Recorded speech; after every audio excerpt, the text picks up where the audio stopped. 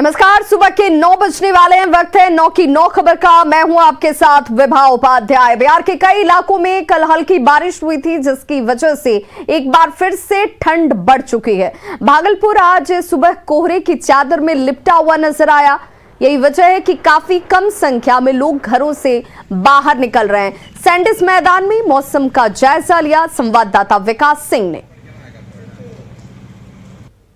जिले में हल्की बारिश और पछुआ हवा ने ठंड बढ़ा दी है। आप देख सकते हैं कि सुबह जो है कोहरे के चादर में लिपटा हुआ शहर, और यहाँ पर देखते हैं मॉर्निंग वॉकर जो है वो काफ़ी कम संख्या में पहुँचे हैं। जिस तरह से 1-2 दिन में पछुआ हवा और हल्की बारिश के बाद जिले में ठंड बढ़ी है, ऐसे में कहीं ना कहीं देखा जा सकता है कि जो कोहरे का चादर से लिपटा हुआ सिल्क सिटी जो है वो पूरी तरह से नज़र आ रहा है। मॉर्निंग वॉकर आए हुए हैं, ठंड बढ़ गई है बारिश की वजह से, तो समस्या हो रही है। बारिश की वजह से समस्या हो रही है, लेकिन आदमी सब फिर भी घूमना फिरना पसंद करते हैं। लेकिन बहुत कम लोग पहुँचे हुए, लोग ठंड की वजह से लेट करके आते हैं सुबह सवेरे। हल्की कल रात में और ठंड है, आज कुहासा है सुबह, लेकिन काम है तो निकलना पड़ेगा बाहर। हाँ, परेशानी है, थोड़ा बढ़ गई है। थोड़ी बढ़ गई है। देख सकते हैं किस तरह से जो है सुबह का वक्त है और कोहरे के चादर में जो है सिल्क सिटी जो है वो लिपटा हुआ है, और जिसके वजह से ठंड की वजह से और कोहरे की वजह से लोगों के दिनचर्या पर भी असर पड़ा है। लोग कम संख्या में घर से बाहर निकल रहे हैं। विकास कुमार सिंह, न्यूज़ 18 भागलपुर। तो वहीं गोपालगंज में बारिश की वजह से एक बार फिर से ठंड बढ़ गई और लोगों की परेशानी भी बढ़ी हुई है। जिले का तापमान सामान्य से 5 डिग्री नीचे चला गया है। कोहरे ने गाड़ियों की रफ्तार पर ब्रेक लगा दी है और ऐसे में लोग अलाव के जरिए इस ठंड को भगाने की कोशिश कर रहे हैं। बारिश होने के चलते टेम्परेचर बहुत गिर गया है, इसीलिए हम लोग आग तापने पर मजबूर हुए हैं। आज देखिए मौसम कैसा होता है, ये तो ऊपर वाला जानता है। ठंड में परेशानी भी हो रही है। हाँ, ठंड में परेशानी हो रही है। तो राजधानी पटना के साथ पूरे बिहार में ठंड से लोग इस वक्त सबसे ज्यादा परेशान है। हालांकि राजधानी पटना में आज धूप खिली हुई है, लेकिन सर्द हवाओं की वजह से कनकनी है। मौसम का हाल बता रहे हैं पटना संवाददाता अमित कुमार। मौसम के मिजाज में एक बार फिर से बदलाव नजर आ रहा है। पटना में अगर हम बात करें तो धूप खिली है। पहली तस्वीर हम दिखाते हैं, आप देखिए यहाँ पे पूरे पटना में कहे तो धूप खिली है, और लेकिन ठंड से लोगों को, पटना वासियों को अभी भी राहत नहीं मिली है, क्योंकि जो ठंड हवा है वो लगातार चल रही है, कनकनी बनी हुई है। और बिहार के कई हिस्सों में चूंकि ओलावृष्टि हुई है, तो इस कारण से पटना का भी जो टेम्परेचर है वो न्यूनतम स्तर पे ही है। पटना का तापमान अगर बात करें तो न्यूनतम तापमान 9 डिग्री सेल्सियस जो है वो रिकॉर्ड किया जा रहा है। ठंड हवाएं जो है वो 8 किलोमीटर प्रति घंटे के रफ्तार से चल रही है, और इस वजह से पटनावासी अभी भी जो है वो ठंड से राहत महसूस नहीं कर पा रहे हैं। पटना के अलावा दूसरे जिलों की बात करें, हम बक्सर की बात करें, आरा की बात करें, छपरा की बात करें, रोहतास की बात करें, पूर्णिया की बात करें, किशनगंज और भागलपुर की बात करें, या फिर दरभंगा की बात करें, तो कमोबेश सभी जगहों पे एक सा ही जो तापमान जो है वो महसूस किया जा रहा है, रिकॉर्ड किया जा रहा है। न्यूनतम तापमान की अगर बात करें तो आरा शहर की जो टेम्परेचर है वो तकरीबन 8 डिग्री सेल्सियस मापा जा रहा है। पूर्णिया की तापमान की बात करें तो पूर्णिया का तापमान आज 11 डिग्री सेल्सियस जो है वो मापा जा रहा है। तो इस तरह से कह सकते हैं कि मौसम के बदले मिजाज के बाद भी पटना वासियों को या फिर बिहार वासियों को जो है कोई बड़ी राहत नहीं मिली है। सूरज जरूर निकली है, लोग थोड़ी जो सूरज की गर्माहट है वो महसूस जरूर कर रहे हैं, लेकिन जैसे ही वो खुले में आ रहे हैं तो हवा जो है 8 किलोमीटर प्रति घंटे की रफ्तार से चूंकि चल रही है, तो इस कारण से कनकनी जो है वो लोगों को ठंड का एहसास करा रही है। कैमरा पर्सन अजय दुबे के साथ अमित कुमार, न्यूज़ 18 पटना। और रांची में आज सुबह से ही सर्द हवाएं चल रही हैं। बुधवार को हुई बारिश और ओलावृष्टि का असर मौसम पर साफ नजर आ रहा है। पारा गिरने के बाद कनकनी बढ़ चुकी है, और यही वजह है कि रांची के मोरहाबादी मैदान में आज सुबह काफी कम संख्या में मॉर्निंग वॉकर्स पहुंचे। मौसम विभाग के अनुसार राजधानी रांची में आज भी बारिश और कई जगहों पर ओलावृष्टि हो सकती है। रांची के मोरहाबादी मैदान में लोगों से बातचीत की न्यूज़ 18 संवाददाता संजय कुमार सिन्हा ने। बुधवार को ही बारिश और ओलावृष्टि के बाद राजधानी रांची का पारा गिर गया है। गुरुवार की सुबह से ही सर्द हवाएं चल रही है। हम इसमें मौजूद है रांची के मोरहाबादी मैदान में, जहां हमारे साथ कुछ लोग हैं, मॉर्निंग वॉकर्स हैं। हालांकि संख्या काफ़ी कम है आज। जिस तरीके से कल जो ओलावृष्टि हुई, बारिश हुई, क्या कहेंगे, क्या वही पुरानी रांची याद आ गई? जी ज़रूर, ईश्वर का हम धन्यवाद करेंगे और हमें ऐसा लग रहा है कि हमें कहीं शिमला, दार्जिलिंग नहीं जाना पड़ेगा और बहुत अच्छा मौसम है। पुरानी रांची ऐसी ही थी, वातावरण बिल्कुल शुद्ध और इस मौसम का हम लोग पूरा आनंद ले रहे हैं। सुबह में मोराबादी मैदान का नज़ारा कुछ ऐसा नहीं मिलता है, इतना प्रिकॉशन के साथ लोग नहीं आते हैं। जिस तरीके से आप देख रहे हैं कि सुबह से सर्द हवाएं चल रही है, क्या कहेंगे? मतलब बहुत अच्छा लग रहा है।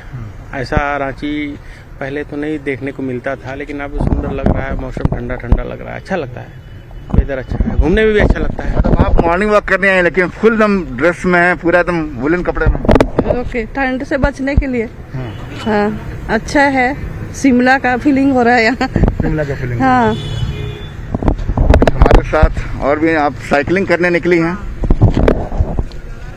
वैसे तो रोज़ ही अच्छा होता है, बट बारिश के बाद एक अलग ही रौनक होता है और काफ़ी, जैसे आज देख रहे हैं हम कि काफ़ी क्लियर है व्यू।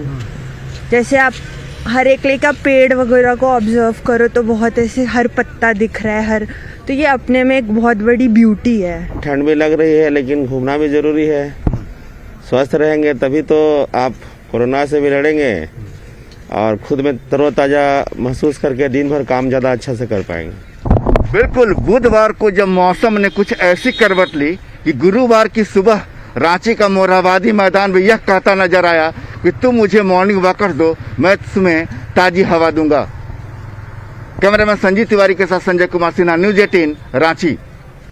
तो नवादा में भी सर्दी का सितम लगातार जारी है। कल बारिश के साथ ओलावृष्टि हुई और इस वजह से खेतों में लगी फसल को नुकसान पहुंचा है। आज कोहरे की वजह से लोगों की परेशानी बढ़ गई है। जायजा लिया संवाददाता अनिल विशाल ने। जिले में ठंड का सितम इन दिनों लगातार जारी है और 2 दिन से हुए लगातार बारिश से मौसम पूरी तरह से बदल गया है। 2 दिन से हुए लगातार बारिश से एक और जहां टेम्परेचर में गिरावट आई है, वहीं दूसरी ओर घने कोहरे ने भी लोगों की समस्या बढ़ा दी है। कल भारी पैमाने पर हुए ओलावृष्टि के कारण लोगों का जनजीवन पूरी तरह से अस्त व्यस्त हो गया। इस वक्त हालांकि मौसम थोड़ा बहुत साफ जरूर है, मगर ठंड से लोगों को निजात नहीं मिल रही है। कल ओलावृष्टि के कारण सर्वाधिक नुकसान फसल को हुआ था, जहां खेतों में लगे जितने भी सरसों और जो मौसमी फसल थे उन्हें बड़े पैमाने पर क्षति पहुंची है। तो कुल मिलाकर जो असमय बारिश और जो ओलावृष्टि हुई है उससे लोगों को काफ़ी परेशानी हुई है। हालांकि इस समय कोहरा छट जाने के कारण यातायात धीरे धीरे सामान्य जरूर हुआ है, मगर सुबह से ही घने कोहरे ने लोगों की रफ्तार रोक दी थी। तो कहीं ना कहीं जो मौसम विभाग का जो पूर्वानुमान था वो कहीं ना कहीं सच साबित हो रहा है और वेस्टर्न डिस्टर्बेंस से हुए का जो असर था वो इन दिनों नवादा में देखने को मिल रहा है। तो अगले कुछ दिनों तक नवादा में ऐसी स्थिति बने रहने की संभावना है। अनिल विशाल, न्यूज़ 18 नवादा। तो भोजपुर में बारिश के साथ ओलावृष्टि से अब ठंड बढ़ चुकी है। संदेश और सहार प्रखंड में जमकर ओले गिरे और यही वजह है कि शिमला जैसी तस्वीरें यहां पर देखने को मिली। ओलावृष्टि की वजह से इलाके में ठंड बढ़ चुकी है। लोग अपने अपने घरों में दुबकने को मजबूर हैं। वजह से इसे तो देखिए ओलावृष्टि से कैसे ये पूरा इलाका जो है वो अब ठंड की चपेट में है। ठंड बढ़ चुकी है।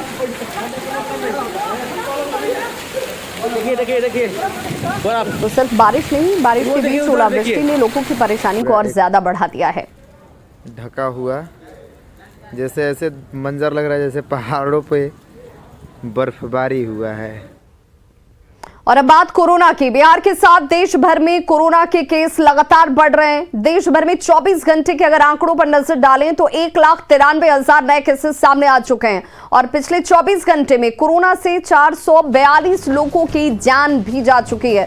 बिहार की खासतौर पर बात करें तो बिहार में पिछले 24 घंटे में 6,414 नए केसेस सामने आए हैं। बिहार में 39 में से सिर्फ 3 जिले हैं जहां पर 20 से कम केसेस इस वक्त कोरोना पॉजिटिव के हैं। पटना में पिछले 24 घंटे में 2014 नए केसेस मिले हैं। आज प्रधानमंत्री नरेंद्र मोदी राज्यों के मुख्यमंत्रियों के साथ वीडियो कॉन्फ्रेंसिंग के जरिए समीक्षा बैठक करने वाले हैं। वक्त शाम के 4:30 बजे का बताया जा रहा है, जब पीएम की तरफ से समीक्षा की जाएगी और बिहार में मौजूदा हालात को देखते हुए क्राइसिस मैनेजमेंट ग्रुप की बैठक की गई। फिलहाल कोरोना गाइडलाइंस में कोई बदलाव का फैसला नहीं लिया गया है, मतलब पुरानी गाइडलाइंस का ही पालन किया जाएगा, लेकिन उसे और सख्ती से पालन कराया जाएगा।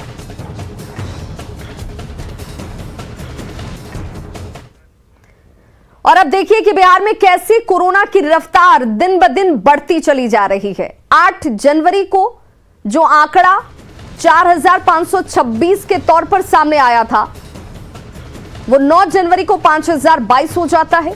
10 जनवरी को इसमें थोड़ी गिरावट आती है, 4,737 केसेस सामने आए।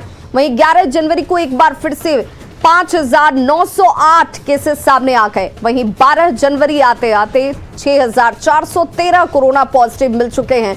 इसीलिए सावधानी जरूरी है, सतर्कता जरूरी है, कोरोना प्रोटोकॉल का सख्ती से पालन जरूरी है। पटना के एनएमसीएच में कोरोना संक्रमण थमने का नाम नहीं ले रहा है। अस्पताल के 3 और डॉक्टर और 7 पैरामेडिकल स्टाफ कोरोना पॉजिटिव पाए गए हैं। माइक्रोबायोलॉजी विभाग में हुए कोरोना के 193 सैंपल्स की जांच में 81 लोगों की रिपोर्ट पॉजिटिव पाई गई। एनएमसीएच के डॉक्टरों, मेडिकल छात्रों और पैरामेडिकल स्टाफ के लगातार कोरोना संक्रमित पाए जाने के बाद से अस्पताल में हड़कंप मचा हुआ है।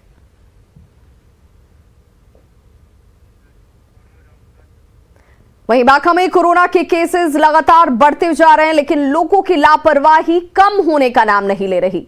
ना तो लोग सामाजिक दूरी का पालन करते हैं, ना ही मास्क पहन रहे हैं। बांका में हटिया में अगर आप सब्जी मंडी में पहुंचेंगे तो वहां आपको भीड़ नजर आएगी। इस वक्त आपके सामने तस्वीरें भी हैं, देखिए कहीं कोई सोशल डिस्टेंसिंग नहीं है, लोगों के चेहरे पर मास्क नहीं है।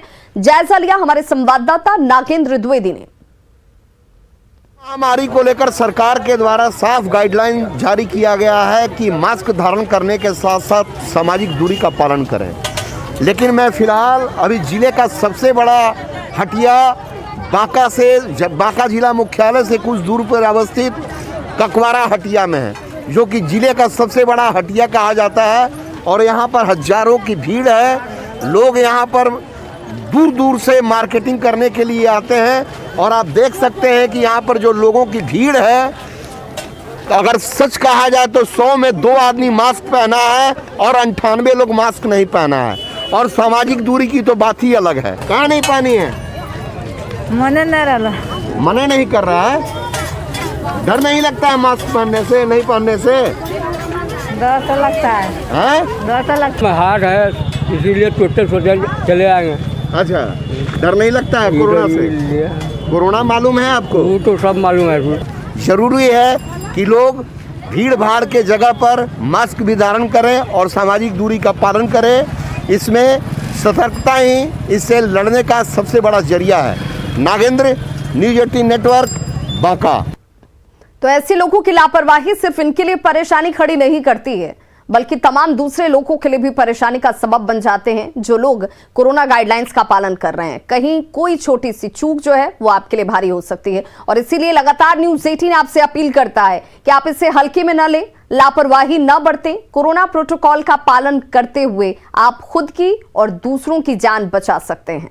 कोरोना के बढ़ते संक्रमण को लेकर जमुई में प्रशासन सख्त हो गया है। मास्क नहीं पहनने वाले लोगों से अब जुर्माने वसूले जा रहे हैं। शहर के कचहरी चौक पर मास्क नहीं पहनने वाले लोगों को देखिए उठक बैठक तक कराई गई। और ये इस वक्त बेहद जरूरी है, क्योंकि लोगों की लापरवाही थमने का नाम नहीं ले रही।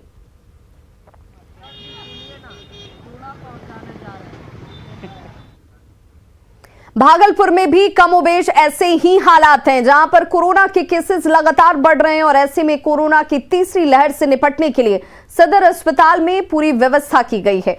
सदर अस्पताल में 100 बेड का कोरोना वार्ड बनाया गया है। जायजा लिया संवाददाता विकास कुमार सिंह ने।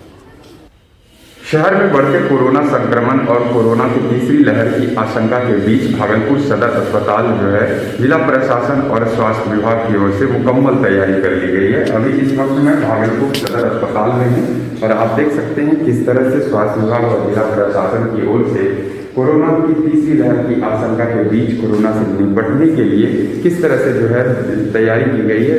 सदर अस्पताल में 100 बेड का जो है वार्ड कोरोना वार्ड बनाया गया है, जहाँ की सभी वार्ड में ऑक्सीजन सिलेंडर के साथ साथ जो है सभी बेडों पर दवाई की भी उपलब्धता की गई है। जिस तरह से कोरोना संक्रमण के दूसरी लहर में और पहले और दूसरे लहर में जो है ऑक्सीजन की किल्लत हुई थी, शहर में ऑक्सीजन को लेकर मारामारी हुई थी, लेकिन इस बार जो है स्वास्थ्य विभाग और जिला प्रशासन ने जो कोरोना की तीसरी लहर की आशंका से पहले ही पूरी तैयारी जो है वो मुकम्मल कर रखी है। आप देख सकते हैं किस तरह से वार्ड में जो है ऑक्सीजन को लेकर पाइपलाइन का काम जो है, हालांकि अभी पाइपलाइन का काम थोड़ा बाकी रहा है, लेकिन बेड तक जो है कोरोना वार्ड तक जो है वो ऑक्सीजन जो है पहुंचा दिया गया है। 10 साल क्या पूरे जिले में हम लोग क्रमवार तैयारी कर चुके हैं, हमारा फाइनल स्टेज में है। हमारे यहाँ 100 बेड है जिस पर ऑक्सीजन ये पाइपलाइन लग गई है। कल फ्लोमीटर भी लग गया। अब प्लांट में थोड़ा डिप कर रहा था उस दिन हम मॉक ड्रिल में, तो उसके लिए हम लोग इंजीनियर से बात की है और वो भी आके सुधार बोले हैं, तुरंत सुधार देते हैं। तो उसके हो जाने के बाद से हम लोग मैंने ऑक्सीजन की निर्भरता हम लोगों की पूरी तरह एकदम दूसरे लोगों पर, दूसरे ज़िलों पर ये हो जाएगी। हम लोग पूरी तरह आत्मनिर्भर हो जाएंगे ऑक्सीजन में। जिस तरह से कोरोना संक्रमण के शहर में लगातार मामले सामने आ रहे हैं, ऐसे में कोरोना से निपटने के लिए भागलपुर सदर अस्पताल में तैयारी जो है वो मुकम्मल कर ली गई है। विकास कुमार सिंह, न्यूज़ 18 भागलपुर। तो कोरोना की तीसरी लहर से लड़ने के लिए बेटा के सिकंदरपुर स्थित ईएसआईसी अस्पताल पूरी तरह से बनकर तैयार है। अस्पताल में ऑक्सीजन युक्त 60 बेड, 20 आईसीयू बेड की व्यवस्था की गई है। अस्पताल के डीन का कहना है कि अस्पताल अब पूरी तरह से कोविड डेडिकेटेड अस्पताल बना दिया गया है। 17 जनवरी को इसे शुरू करने का फैसला लिया गया है और इस अस्पताल में कोरोना के 500 मरीजों के इलाज की व्यवस्था है। से हमारे पास अभी जानकारी नहीं आया है कि डेडिकेटेड कोविड केयर कब से चालू करना है, लेकिन हम लोग 17 से चालू करने के लिए सोचे हुए हैं। ये क्या? ये तो ईएसआई सरकार, ईएसआई की अपना हॉस्पिटल है, ईएसआई अपना चलाएगा और साथ में राज्य सरकार का ये पैंडेमिक है, पैंडेमिक में राज्य सरकार ही चलाते हैं, डीएम ऑफिस का कंट्रोल रहता है। अररिया नगर परिषद क्षेत्र में 4 साल में भी एलईडी लगाने का काम पूरा नहीं हो पाया। 2017 में ईईएसएल नामक एजेंसी को काम जरूर दिया गया। मुख्य पार्षद ने विभाग के बड़े अधिकारियों की कार्यशैली पर सवाल खड़े किए हैं। उनका यह कहना है कि डिप्टी सीएम से शिकायत करने के बाद भी आज तक एजेंसी के खिलाफ कार्रवाई नहीं की गई। अररिया में मुख्य पार्षद के वार्ड को छोड़कर किसी भी वार्ड में एलईडी नहीं लगाया गया है। ज्यादा जानकारी दे रहे हैं संवाददाता सतीश कुमार।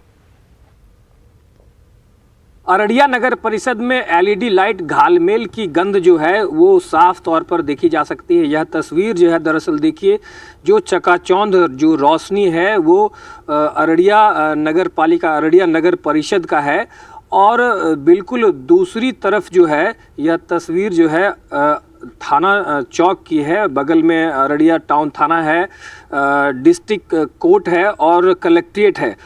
एक तरफ पूरा रोशनी जो है बिल्कुल आप देख सकते हैं कि अररिया नगर परिषद के ठीक सामने, अररिया नगर परिषद का जो बिल्डिंग है उसके ठीक सामने चकाचौंध रोशनी है।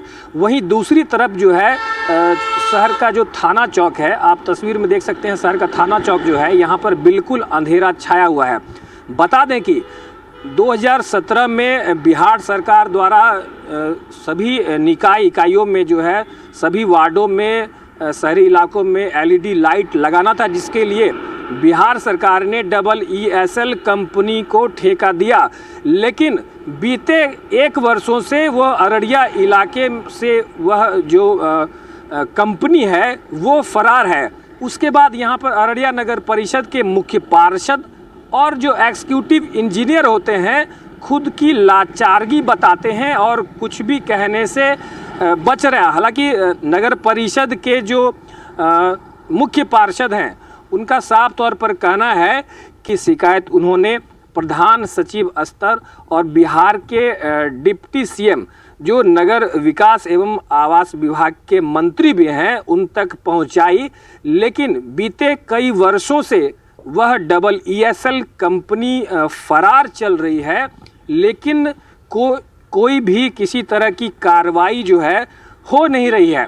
ऐसे में समझना मुश्किल नहीं कि अररिया नगर परिषद ही नहीं, बिहार के कई नगर इकाइयों में LED लाइट घालमेल का खुलासा संभव है। सतीश कुमार, न्यूज़ 18, अररिया। मार्च 2021 में वो यहाँ पर काम करने के लिए आए और आने के बाद जो है मात्र लगभग 150 लाइट कुछ वार्डों में वो लगाने के बाद फिर वो यहाँ से चले गए। हम लोगों के द्वारा जब भी नगर विकास विभाग के द्वारा जो कार्यशाला आयोजित की गई, उस कार्यशाला में इनके द्वारा जो कार्य नहीं किया जा रहा है, इसकी शिकायत की गई, परंतु विभाग से भी इनके ऊपर में किसी भी तरह की अब तक कार्यवाही नहीं हो पाई है। तो खबरों का सिलसिला लगातार जारी है। आप देखते रहिए न्यूज़ 18 बिहार झारखंड।